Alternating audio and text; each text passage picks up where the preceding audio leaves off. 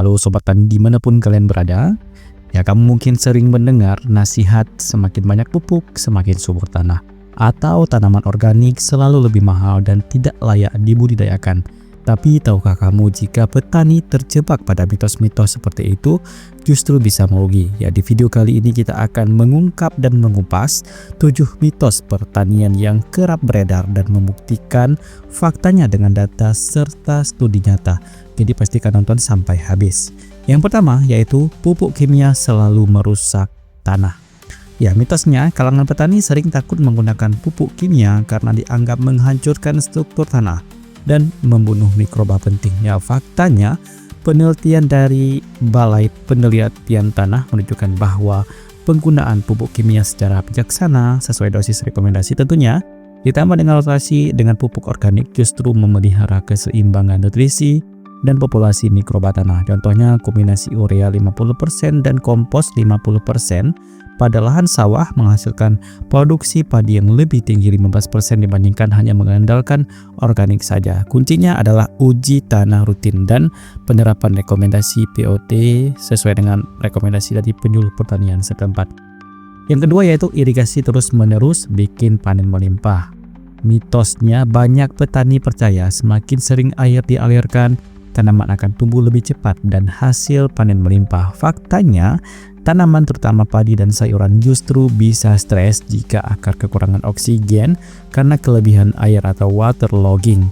Ya, air tergenang dapat memicu penyakit akar, yaitu akar busuk dan menurunkan efisiensi penyerapan hara. Solusinya, jadwal irigasi berbasis fair pertumbuhan. Masa vegetatif butuh kelembaban tinggi, tetapi masa generatif berbunga dan berbuah memerlukan interval kering untuk memperkuat akar dan meningkatkan kualitas buah.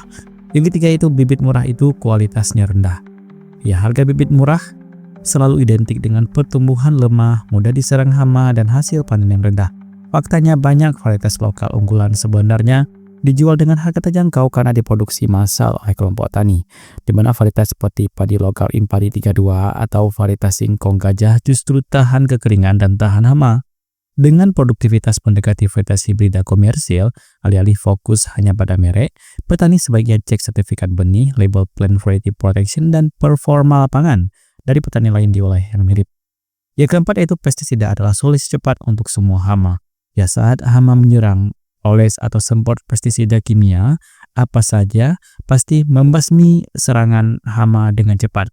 Ya, faktanya penggunaan pestisida berlebihan tidak terkontrol bisa membuat hama berkembang resistensi. Artinya dosis berikutnya harus semakin tinggi agar efektif dan biaya operasional naik tajam. Belum lagi dampak lingkungan, pencemaran air dan kematian musuh alami hama seperti jangkrik dan laba-laba. Dan alternatif yang lebih ramah tentu Integrated Pest Management atau IPM mengombinasikan predator alami, penanaman tanaman perangkap atau trap crop, dan penggunaan pestisida nabati sebagai cadangan. Yang kelima, skala ekonomi besar otomatis menguntungkan. Ya, usaha tani yang luas puluhan hektar selalu punya margin keuntungan lebih besar dibandingkan lahan yang sempit. Faktanya, justru petani skala kecil yang tergabung dalam koperasi dan kelompok usaha bersama bisa memanfaatkan ekonomi skala kecil dalam pembelian input dan pemasaran hasil. Ya, dengan sistem kolektif, mereka mendapatkan harga pupuk dan pestisida lebih murah, akses kredit mikro yang berbunga rendah, serta negosiasi harga panen langsung ke pabrik atau ke supermarket. Di mana sebuah studi menyebutkan bahwa peningkatan pendapatan petani kecil bisa mencapai 20% lebih tinggi setelah bergabung dengan koperasi agribisnis. Yang keenam yaitu tanaman in vitro atau kultur jaringan selalu sukses ditanam di lapangan. Mitosnya bibit hasil kultur jaringan karena dihasilkan di laboratorium pasti unggul pertumbuhannya di lapangan. Ya, faktanya benih in vitro membutuhkan proses aklimatisasi mikroba tanah.